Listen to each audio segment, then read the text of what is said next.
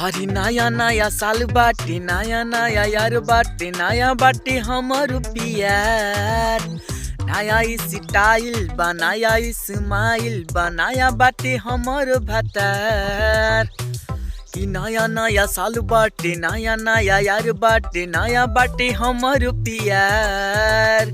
नया स्टाइल बनाया इस्माइल बनाया बाटे हमर भतार। तो 5 गो बियर मंगाएंगे, रात भर जश्न मनाएंगे। तो 5 गो बियर मंगाएंगे, रात भर जश्न मनाएंगे।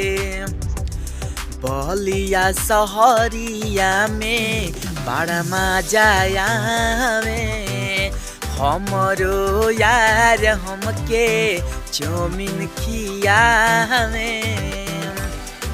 हो बलिया सहरिया में बड़ा मजा आवे, हमरो यार हमके चौमिन खियावे। तो एगो मुर्गा लियाएंगे, रात भर मजा उठाएंगे। तो एगो मुर्गा लियाएंगे, रात भर मजा उठाएंगे। तो 5 गो बियर मंगाएंगे, रात भर जश्न मनाएंगे। तो 5 गो बियर मंगाएंगे, रात भर जश्न मनाएंगे। वीडियो अच्छा लगे तो प्लीज़ लाइक जरूर करिएगा। नए साल की हार्दिक शुभकामनाएं आप सभी को।